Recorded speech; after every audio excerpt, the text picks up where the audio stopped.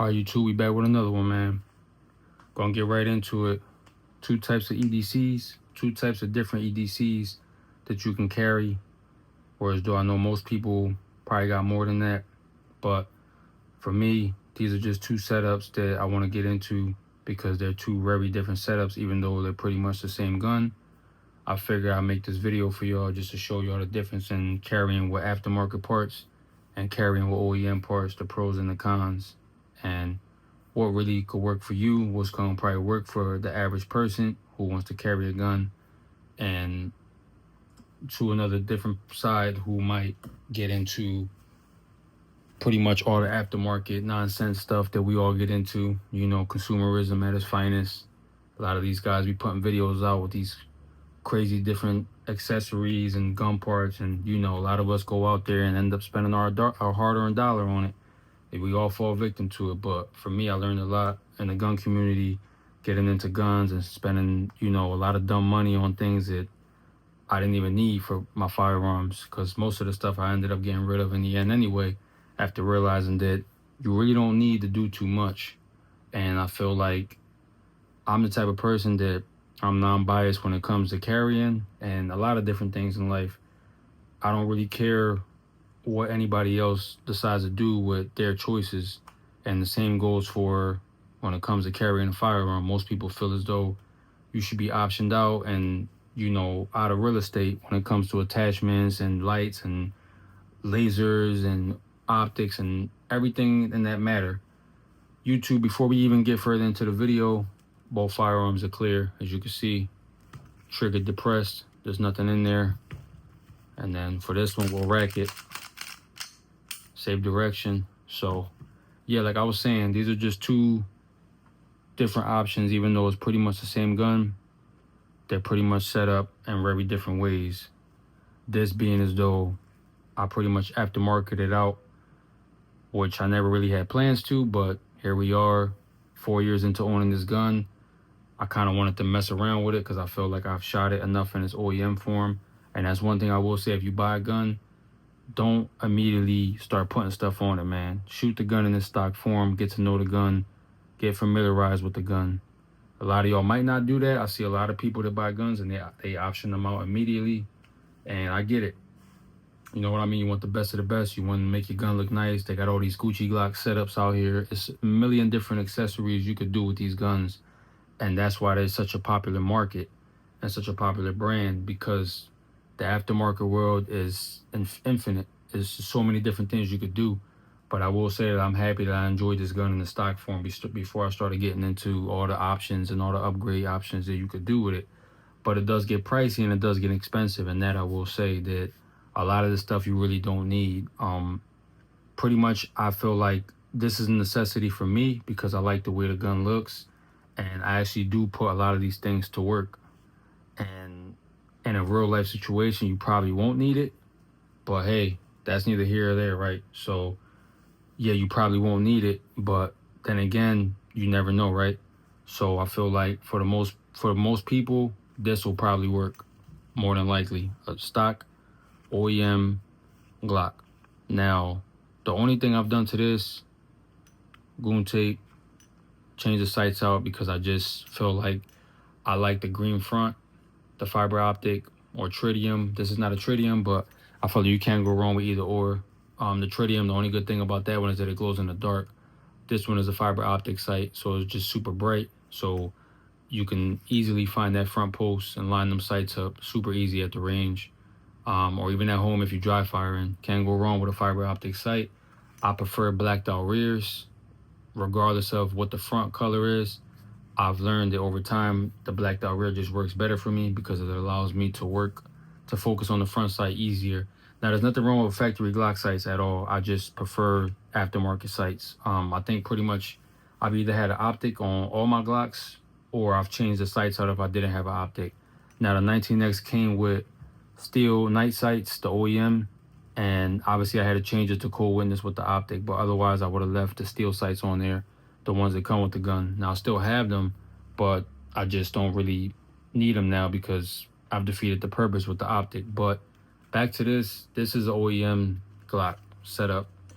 Like I said, flashlight, old light on here. I got the laser. Like I said, not a necessity. You don't really need it. But I also have the beam on here. The beam is the green light. My fault. Flashlight. There you go. Super compact light. Doesn't take up a whole lot of room. So if you want to conceal this thing, it will be super easy. A lot of y'all be saying the Glock 19 is too big. This is basically a Glock 19 and 357. I don't see how a lot of y'all can say that this gun is big, because it's really not. Especially when you carry bigger guns. I've carried bigger guns, so when I shrink back down to this size gun, like a compact, it's really not bad at all. It's super easy to conceal.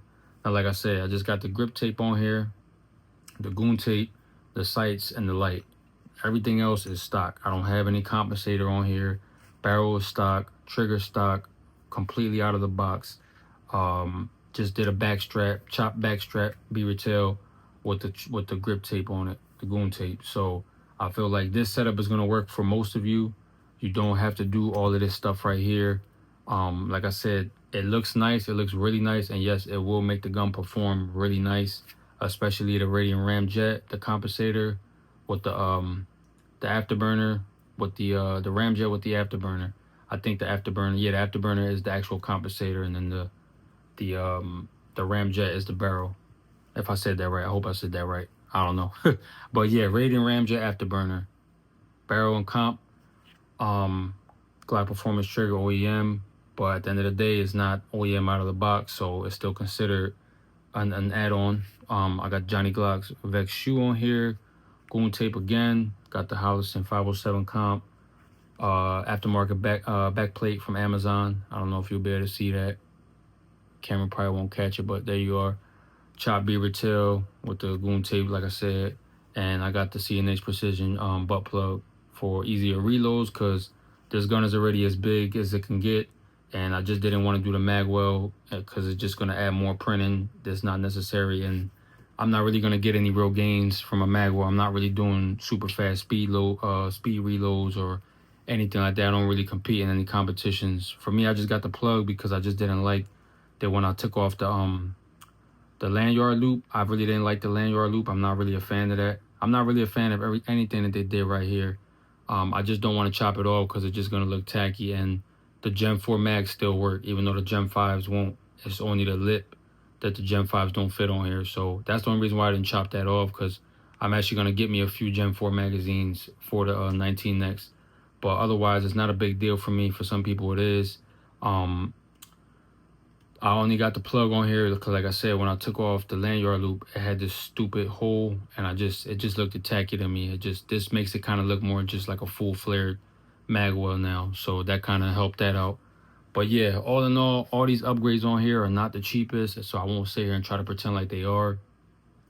I feel like when it comes to EDC, you don't need to do much. Now, this is my EDC range toy. If I was to ever do competition, I will also compete with this. I don't know if I will be allowed with the Ramjet, but even if I was to take a class, I would do it with this, which I would like to take a class eventually, because I'm no professional in any form of fashion. I'm just learning, just like y'all on here, man. So, this is pretty much my do-all gun. Now, this one, I've been carrying a lot more lately just because size difference. It's a lot more compact. Even with the magwell, I have a very slim Magpul magwell on here. And to be honest, even with that, it's still a really concealable gun for an everyday person like me. And I'm not a big guy, so if you're bigger than me, it'll be even easier for you to conceal this. So that's like super great. That's like really a major pro for this gun rather than a con, because I know most guns are not the easiest to conceal. But for EDC, you don't need to do much. Like I said, this is really everything you need. You don't even have to upgrade the sights. That's just something that I did. We all have our own preferences. When you get into firearms, you'll see what I'm talking about. You're going to have your own ways of setting up your guns, especially if you really get into guns. Like, you're shooting a lot. You're going to probably shoot more than the average person. You're going to start understanding the different holsters and different accessories you could put on these guns, especially Glocks. Glocks, like I said, the aftermarket world is ridiculous. So, yeah. For me, I feel like you can't go wrong with either or option. Just know that it does get pricey, and that's why I got rid of a lot of my guns, because I realized that it was a lot of money wasted, and I just kind of just dumbed it down to what I really need. And these are the only 2 guns that I need at the moment. Will I add more guns in the future as far as handguns? Yeah, but I've had a lot of different handguns, different calibers. I've tried all the fad guns, you know what I mean, if that's what you want to call it. And for me, I feel like I'm always just gonna resort back to this because it just works for me. I've trained with both guns. I don't have a whole lot of range time with this one, but this one is my most shot gun that I've ever owned. So I have more than enough time with this one behind the gun, and I plan on putting more time when I get more time to go to the range.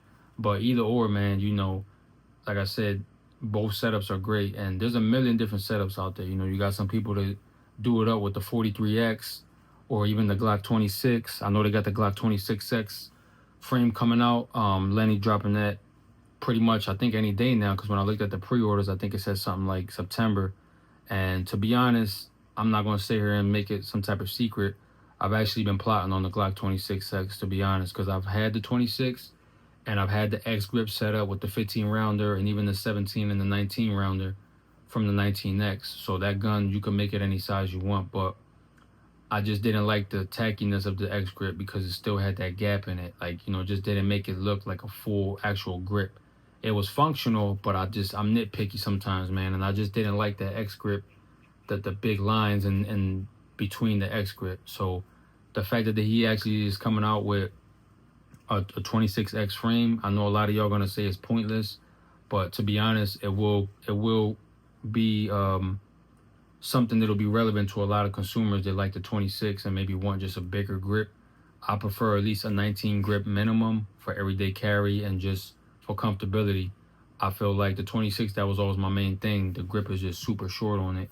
So I feel like with the 26X, it'll be good because it'll pretty much be the same size as this, but in a more compact, slimmer frame and also a shorter barrel. So be on the lookout because I may be adding that to the channel. I'm still thinking about it. Just kind of more of a thing of like, do I need another handgun? Do I need another 9mm? Because I've had plenty, but I feel like you can never have too many Glocks. So I feel like if I add that one, that'll probably become a new EDC for me. Just because like I said, I've had the 26, so I would just have to get the slide for it.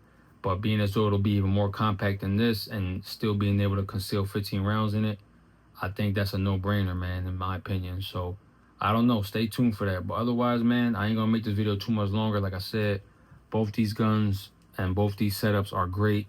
Like I said, if you're not looking to spend a whole lot of dollar, just buy a stock Glock, man. That's all you really need out of the box. All of this stuff, you don't even need a flashlight. Yeah, you can say you need one. You know, you never know what you're going to go through. Like I always say, I've said that in a lot of my videos, so I don't want to make it seem like I'm trying to contradict what I say. But in reality, all you really need is the gun. Anything else is just going to add on to weight and just take up more room. When in reality, you know, the average person is going to be carrying around with just a stock gun. No attachments, no aftermarket sights, none of that stuff. In the real world, none of that stuff is going to matter. You're not really going to get any real financial gain off having attachments if you get into a real situation. And I think that's just what I'm kind of breaking it down to. So that's kind of why I kept this one mostly stock, and this is it for me. This is the final form. I don't plan on doing anything else to this gun. The 19X, same thing. I got more than enough stuff on here. I feel like this gun is perfect the way it is. I love the way it shoots, so no, I don't plan on changing it. It's gonna stay this way. And like I said, man, if you're in the market, just do whatever works for you. Don't listen to anybody. Don't even listen to me. I'm just giving y'all my opinion on what works for me. Doesn't mean it's gonna work for you. If it does, hey, that's fine by me. But either way, like I said, man, you can't go wrong with a stock Glock. That's really what I'm trying to get at. Whether you go aftermarket or whether you go OEM is always gonna win at the end of the day. So, like I said, man, I'm gonna cut the video here because I know I probably done talked too much by now. If y'all want to know anything else, y'all already know, man. Hit the comment section, hit the subscribe button because YouTube been playing. I keep losing a subscriber, gaining one, losing one. I don't really trip too much off of that, but, you know, it would be nice to kind of get myself closer to 10K. But either way, man, I'm just grateful to have all the subscribers that I do have. I appreciate all of y'all for tuning in. Like I said, share the video, like the video, comment, subscribe to the video, subscribe to the channel, share the video, whatever you want to do, man. It's fine by me. It helps the channel out. So, like I said, I'm going to catch you on the next one, man. Y'all be safe out there.